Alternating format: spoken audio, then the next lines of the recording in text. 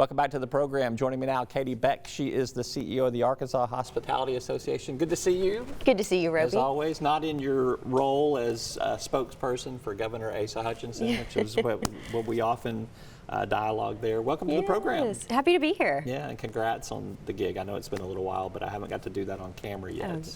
Well, thank you. Good.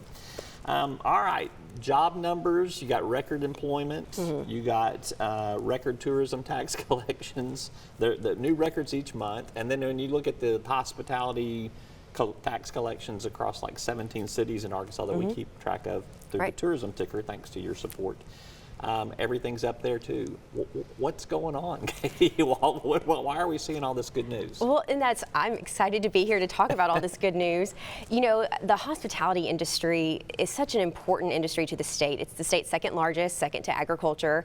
And during the pandemic, it was one of the hardest hit. Yeah. So we went from, in 2019, record jobs numbers to in 2020, an industry that was decimated. So coming back and now surpassing those pre-pandemic jobs levels, it's huge for the industry. I think it shows Arkansans, I mean, it's the nature of hospitality. It's getting out there. It's going to eat with your friends, celebrating an important occasion, or going to the Buffalo River for a weekend to float, or partake in all the recreation there. So it's wonderful news. We'll talk about the Buffalo River in a little bit here.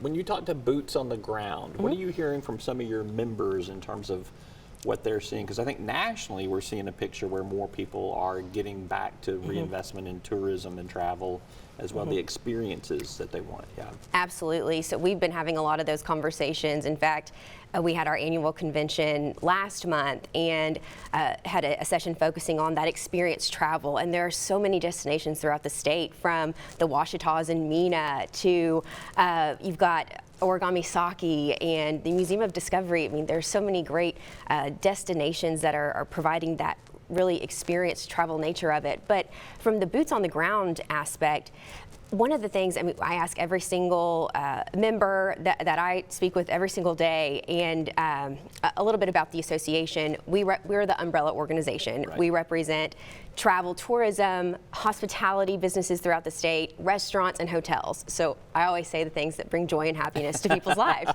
But everything that I hear, I mean, business is back, and that's an exciting time.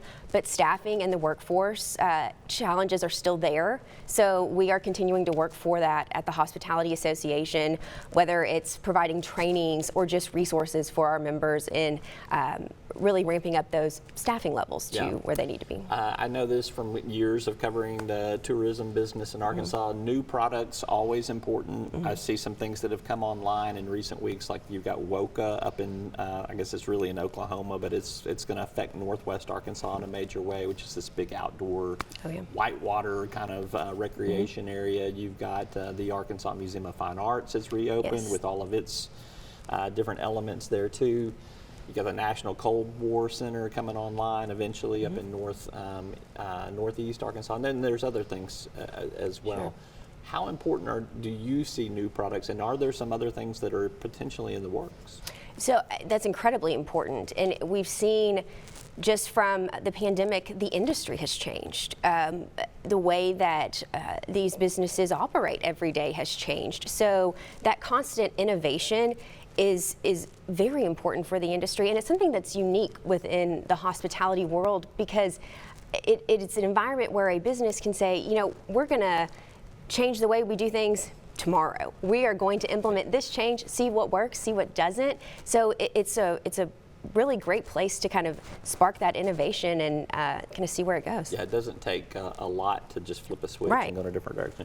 Let's talk a little bit about this Buffalo River is protected area right now federally. There is some conversation going on to maybe make it a national park or something bigger. I don't understand all the aspects of the debate. I'm not asking you to take a position, but just can you kind of explain to people what's being discussed? Sure, and those are some conversations happening now in terms of changing that status of the river. But what I would say is I think that the local community has always been very involved and passionate about anything that goes on in that area and around the Buffalo River. And the buffalo is such a magical part of the state. I think we all have memories of being a kid going camping there or floating. And I think the two most important things here in any conversation about the buffalo is preservation and public access. Those are two vitally important things when talking about that river and what it means to the state and keeping it that magical place for Arkansans and visitors for years to come. The designation could make it more traveled and bring more people in, which would be good for some revenue aspects of it, but could also be bad in terms of it challenges keeping it as preserved as you'd want to keep it. That's really where the debate's going to kind of center, don't you think? Right, and that's why I think the two most important things to keep at the forefront of that debate is the preservation and the public access aspects of that. Well, we'll see where that goes. That's going to be big. You got a governor who is on your side. Yes. Governor Sanders has talked about the tourism industry and how important it is to the state of Arkansas. She has said that her goal is to double the size of the tourism industry in the next decade. What does that mean to you? I have not been able to pose that question to her yet, but is that doubling in workforce? Is that doubling in outdoor recreation GDP? Is it doubling tax revenue? What does doubling the tourism economy mean to you? So, and we are so fortunate to have a governor that has put tourism and hospitality at the forefront. We are excited to be able to work with her office on things from the very beginning of her administration to what that looks like in the future. And I think that means everything. It's all encompassing. It is really putting Arkansas on the map as a destination in the Mid-South. It's showing the rest of the country what we have to offer. And so that is, it's doubling in outdoor recreation, it's doubling in hospitality and tourism, and just growing that industry to hopefully make it the largest in the state. You want to surpass agriculture is where you're going with that. You just had the conference last month. We what did. Did your members say about that particular goal? What can they do individually, or is it a sit back and wait to see more plans be revealed? Oh, there's so much excitement within the industry, and they're on board, we're on board, and it'll be a joint effort. I mean, you have to have the support of the industry, and those people who are the boots on the ground every day. They know they have their ear to the ground, they know what's going on, so it'll be a joint effort in just whatever needs to be done, whether that's promotion, creating new jobs, or growing the industry as a whole. I got about 30 seconds left. Sure. Anything need to happen with legislation to make this state's tourism hospitality industry stronger? So, we're always tracking legislation. We're always seeing what we can do to make the industry stronger. We had a very successful session back at the beginning of the year, getting geared up for the fiscal session, and then again in 2025, about a year and 3 months away. So it's not too far. I know a guy that might be able to carry some legislation for you eventually there. Congratulations on your engagement. Thank you so much. Representative Jeremiah Moore. So when's the date?